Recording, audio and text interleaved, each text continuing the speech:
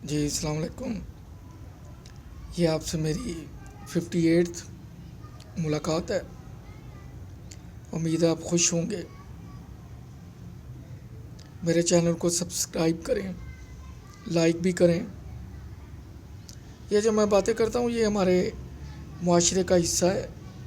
اب گھروں میں کوئی باتیں کرنے والا نہیں ہے، نہ اکٹھے بچے بیٹھتے ہیں، نہ ہی کوئی باتیں کرتا ہے، اور شاید کسی کے پاس ٹائم بھی نہیں ہے.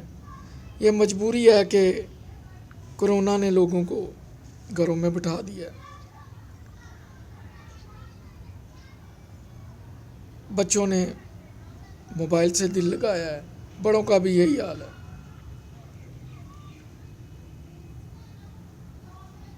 کھیلوں کے میدان اجڑ گئے ہوئے ہیں. پہلے اسکول کالج میں گراؤنڈ لازمی ہوتی تھی. اب اب 4 گیرج کے اوپر جو بلڈنگ ہوتی ہے اور نیچے جو دکانیں ہوتی ہیں اس کو یونیورسٹی کا نام دیا جاتا ہے. تعلیم کے ساتھ مذاق ہے. پیسے بٹورنے کا بہترین طریقہ ہے. سویلائزڈ ڈکیتی جسے کہہ سکتے ہیں. ظلم ہے پیرنٹس پہ. اور ابھی تو جو ٹاٹوں پہ بیٹھتے تھے پڑھتے تھے، پاکستان کا نظام وہ چلا رہے ہیں. اب اور 5 6 10 سال بعد یہ پیمپر والی پود جب سیٹوں پہ بیٹھے گی تو دیکھیں گے کیا ہوگا. خیر، لیوا میں میری ٹرانسفر ہو چکی تھی. اس درمیان میں بھائی نے گولڈ کی دکان بھی الحمدللہ کھول لی تھی. بھائی کا اسپانسر وہی تھا، علی ابراہیم. اللہ جنت نصیب کرے وہ عمرہ کرنے گیا، وہیں پہ اللہ کو پیارا ہو گیا. اس کے بچوں نے اس کو خواہش ظاہر کی کہ وہی دفن کیا جائے. بڑا نفیس آدمی تھا، اچھا بزنس مین تھا. یہ وہاں کے گنے چنے بزنس مین تھے. ایک عربی تھا، سالمین اس کا نام تھا. ایک یہ علی ابراہیم تھا. ایک راشد شاہی تھا. شناس میں لیوا میں علی حسن تھا. ایک زیران علی سالم الجابری تھا. علی حسن کا جب میں سوار میں تھا وہاں بھی اکاؤنٹ تھا. جب میں لیوا میں آیا بڑا خوش ہوا. اس نے مجھے ویلکم کیا. اپنی بلڈنگ میں نیچے والا پورشن مجھے اس نے رینٹ نہیں لیا، میں جتنی دیر رہا ہوں. اس نے کہا احسان تمہارے لیے فری ہے. میری بڑی ریسپیکٹ کرتا تھا، اور خیر میں بھی اس کی بہت ریسپیکٹ کرتا تھا. خیر، بھائی نے سونے کی دکان کی ماشاءاللہ اوپننگ کر لی.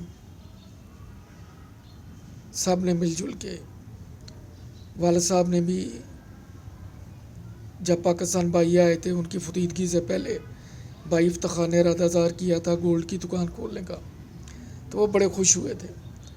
مجھے بھی انہوں نے خط میں 4 لائنیں لکھی تھیں کہ بھائی کا خیال رکھنا جب یہ دکان کھولے گا. ان 4 لائنوں کا مطلب بڑا وسیع تھا.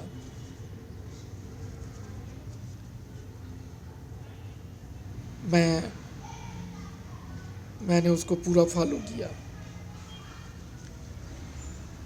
بڑی خوبصورت دکان بنی.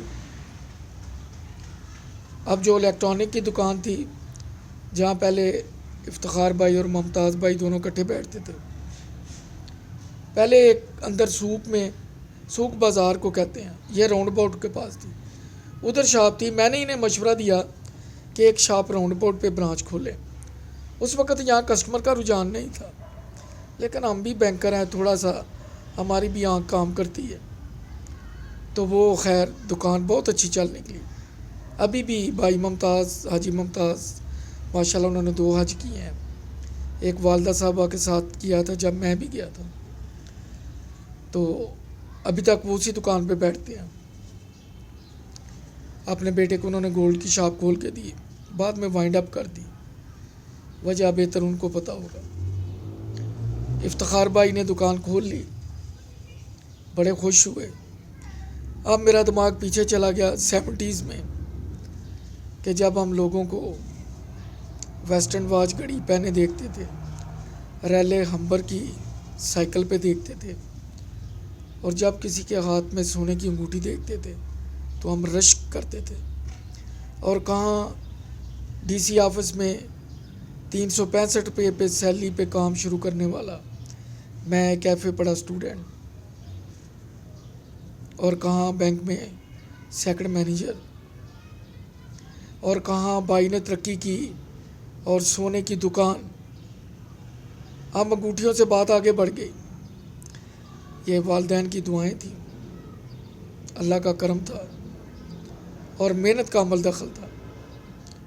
افتخار بھائی نے، میرا خیال ہے، جو والد صاحب کو پہلی دفعہ پاکستان جا کے 1 لاکھ کا ڈرافٹ دیا تھا، اسی دن ہی اللہ تعالیٰ نے ان کی سن لی تھی اور اس کا صلہ انہیں اس صورت میں مل گیا۔ اب مجھے وہ دادی جان کی باتیں، والدہ صاحبہ کی باتیں، بینک کی سیٹ ملے گی، آگے پیچھے گاڑیاں ہوں گی، کسی چیز کی کمی نہیں ہوگی، وہ ساری باتیں ایک ایک کر کے وقت نے اور حالات نے سچ ثابت کی۔ خوشحالی آ گئی۔ ویسے بھی کہتے ہیں کہ جب آپ کوئی کام کرتے ہیں پہلے اسے 100 مرتبہ سوچ لیں، نہیں تو کسی سے مشورہ کر لیں کہ آپ نے یہ کام شروع کیوں کیا۔ جب کر لیا ہے تو پھر اس پہ توجہ دیں، اور جو لا حاصل چیزیں ہیں ان پہ ٹکرے نہ ماریں۔ آپ اپنے دوستوں کو بھی کھو دیں گے، دوستوں کو دشمنوں میں تبدیل کر دیں گے۔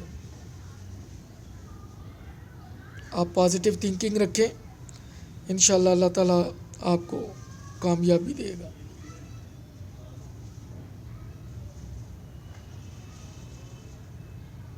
اسی شاخ کو مت کاٹیں جس پہ آپ بیٹھے ہیں، اسی پرندے کو مت پتھر ماریں جس کو آپ نے پکڑنا ہے، ورنہ ساری عمر کتے بھونکتے ہیں، ان کو بھونکنے دیں، آپ اپنا سفر جاری رکھیں۔ اگر آپ ان کو پتھر مارتے رہے تو آپ منزل پہ کبھی نہیں پہنچیں گے۔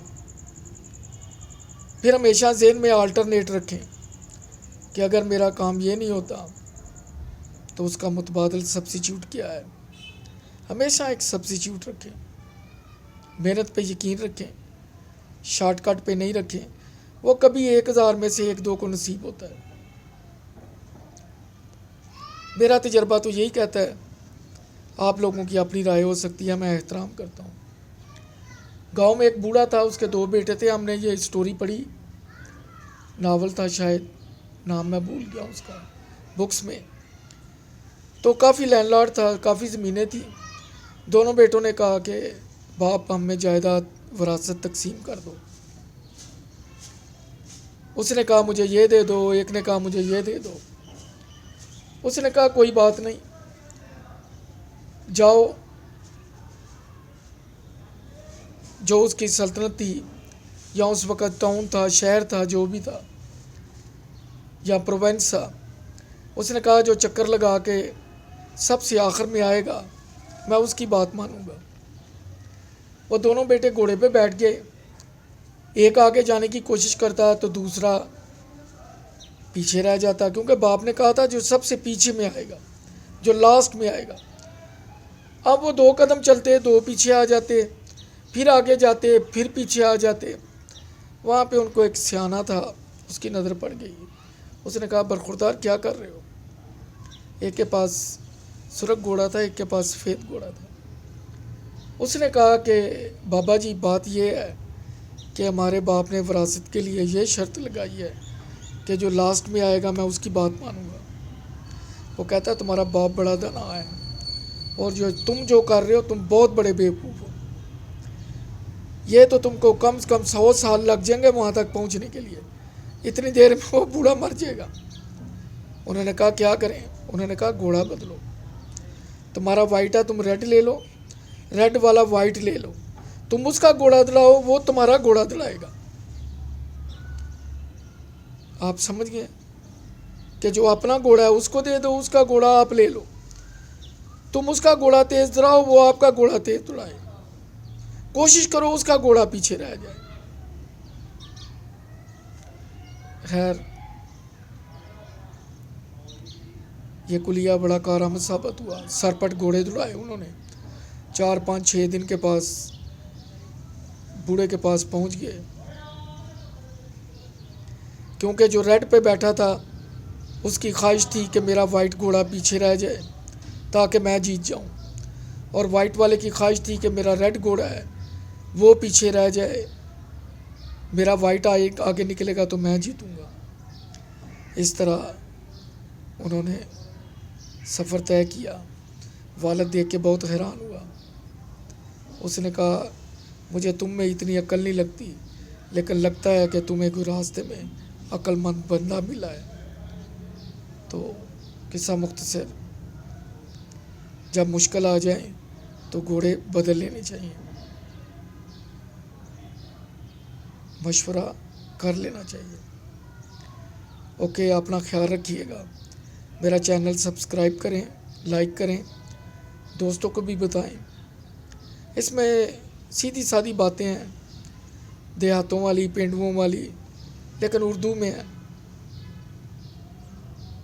اللہ آپ کو خوش رکھے۔ اللہ حافظ۔